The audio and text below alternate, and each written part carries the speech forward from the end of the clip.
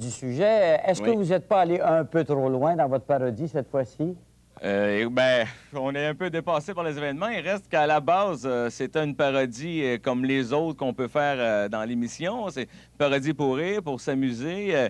L'extrait que vous avez passé, c'est un bout où Céline délire et René la remet sur la traque. Puis il faut comprendre aussi que c'est un personnage. Oui, peut-être c'est inspiré d'une certaine réalité, mais c'est grossi 100 000 fois. Puis évidemment, comme José l'a dit, ça a pris des proportions qu'on n'aurait jamais pensé parce que quand on fait une parodie, on s'imagine pas qu'on va se faire poursuivre ou que les gens vont être fâchés. On veut pas fâcher personne. Et si on fâché... C'est plus vite dit que fait, ça, quand même. Là. Oui, Ouais, mais c'est un fait, oui. en 10 ans de radio, je peux vous dire que c'est arrivé une seule fois et c'est aujourd'hui. Mais Michel, vous, par exemple, vous avez été victime de parodies plus souvent qu'à votre tour, comme on dirait, dans votre carrière. Vous supportez donc la colère de René Angelil? Non, moi, je ne suis pas là pour vous parler de moi. Moi, je suis là pour vous dire ceci. Je connais M. Angelil depuis 40 ans.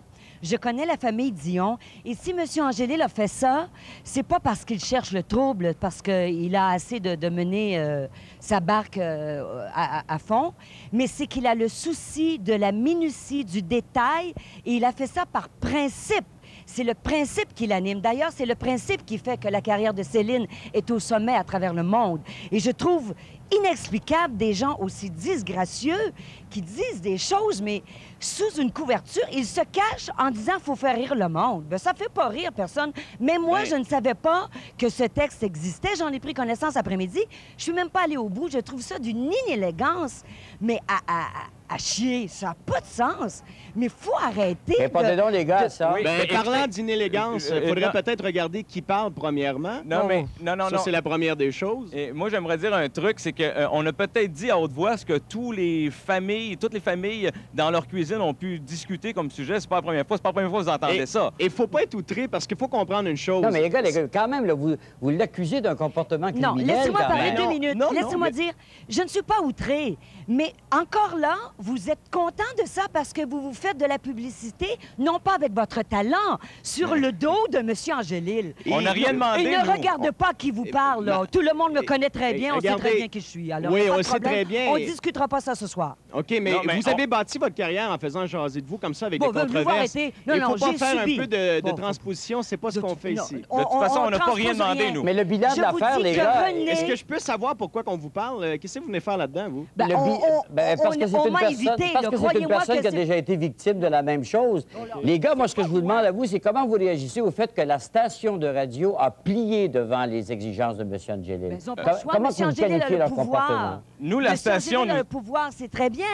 Bravo. De toute façon, c'est la seule façon de vous faire baisser les chines. C'est de mettre le couteau à la gorge. Mais Michel, je veux demander la réaction des deux gars. Merci. Vous avez perdu votre chanson. Je ne veux pas écouter leur réaction. Non, je m'en contrefous. Je n'en ai rien à cirer. Michel, laissez-la parler, s'il vous plaît. Mais il y a moyen de fermer son volume. Je pense que ça va faire du bien à tout le monde. Non, mais écoutez, là, nous, on n'a rien perdu. Au contraire, la station nous appuie. La station nous ont donné le OK. Continuez à faire le personnage. Amusez-vous. Continuez à divertir les gens. Allez-vous continuer à faire de la chanson en ondes? Bien, la chanson, mon Dieu, pour faire plaisir, on s'est dit OK, on peut bien l'arrêter. C'est ça a vexé, mais de toute façon, si le public veut l'entendre, soyez sûr d'une chose, on va la faire jouer. Soyez sûr de ça. Charon, Michel, allez-y. un mot. Si M. René Angelil a fait ça, c'est d'abord et avant tout parce que ça s'est passé au Québec. Au Japon ou aux États-Unis, il aurait été un petit peu plus indulgent. Mais au Québec, là où le berceau de l'empire de Céline est né, là où ils reviennent se ressourcer, au Québec, et c'est par des Québécois qu'il se fait chier sur la tête. Mais j'espère qu'il utilise son pouvoir. Bonne soirée à tous et pensez à ça, à tout le monde qui nous écoutait. Ouais, bonsoir. Est-ce que je peux juste dire que Mme Richard fait partie de mes humoristes préférés? Merci beaucoup, les gars. Bon. Ben, merci à vous. Monsieur Charon, en tout cas... Dommage je suis content qu'on ait pu s'exprimer vraiment ensemble. On n'a pas vraiment pu se défendre, mais c'est pas grave. Mais Merci beaucoup. Merci. Au revoir.